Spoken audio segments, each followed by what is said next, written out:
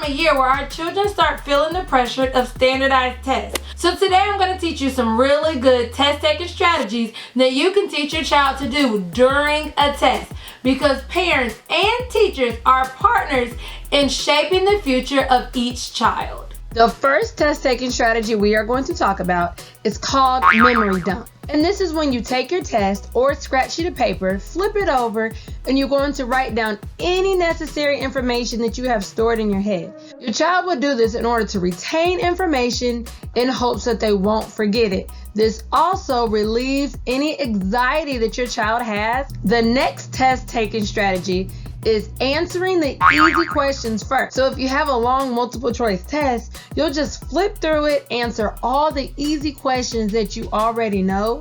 This saves time, it builds confidence, and it also relieves any anxiety that your child might have. The next test taking strategy is read the questions first.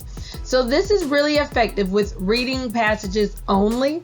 So by reading the questions first, that means when you go back to actually reading the passage, you are reading with a purpose. When you get to an answer to one of your questions, you can now answer that question while you're actually reading the passage. So you will kind of be flipping between the passage and the questions. Now I want to go over highlighting or circling keywords that you would typically find on a test. The first one is best. When you see the word best in a question, you know that more than one answer is going to be correct. So you don't want to just answer the first answer that you see correct, because if the question says best, that means more than one answer is going to be correct. Look at the word best like a yield sign. So when you see best on a standardized test, you want to slow down. The next one is more or most. Just like best, more than one answer is going to be correct. When you see not in a question, that means all but one answer is correct.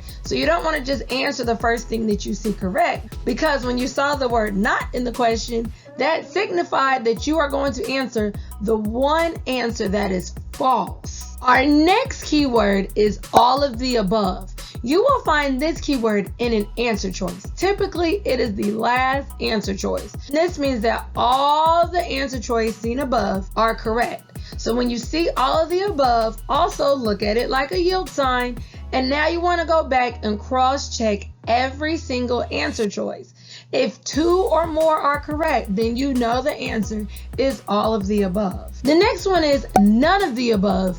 And this literally is the complete opposite of all of the above. None of the above simply means that all the answer choices are incorrect. You typically see always or never in a true or false question. And typically the answer is false. But I want you to double check, go back into the passage.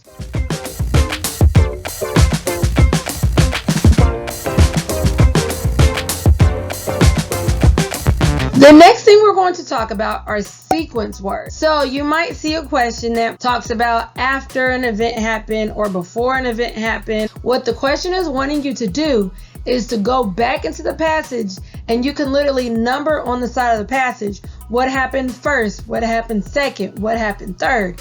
This way, when you look at the question, you know exactly which answer choice is correct, because you've already sequenced the events that the question is referring to. In an open-ended question, that means that there is no multiple choice answers to choose from.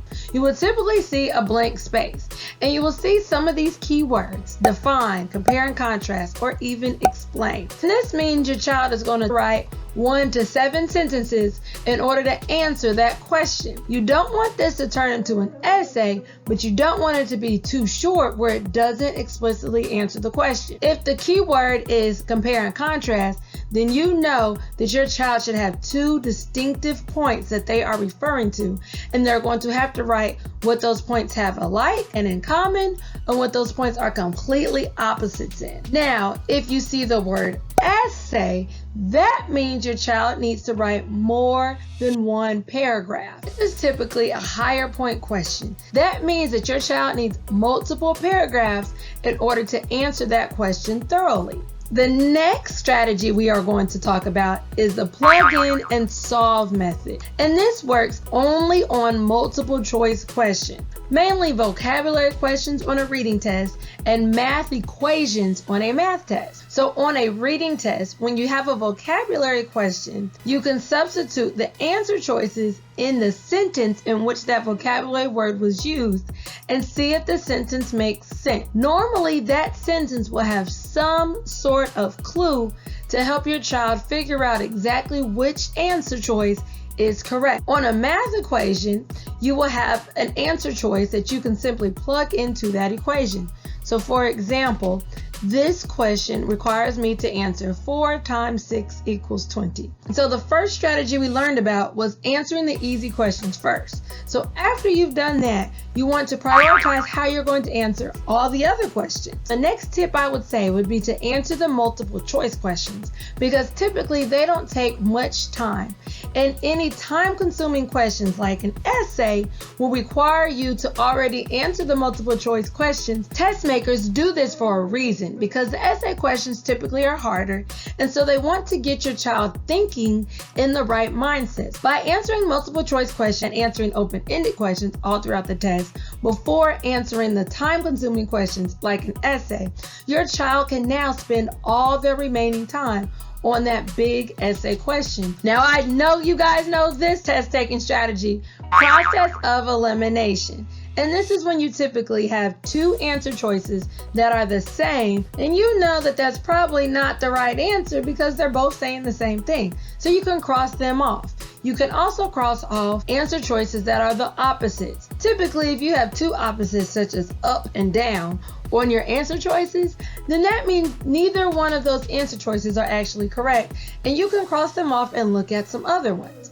There's another way you can cross out some answer choices, and that's when you know that answer is not correct. Test takers do this when they include an answer choice that is completely off the topic. And they do these just to fill in and confuse children.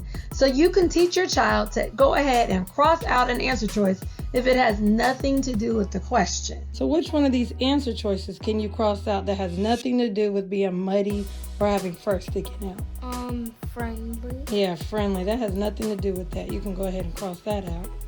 If your child gets stuck on a question, teach them to look for clues. There are typically clues to answering certain questions on a standardized test. The answer to one question may be another question's question. If your child had a question and they don't know it, have them circle or mark that question so that they can come back to that question at the end.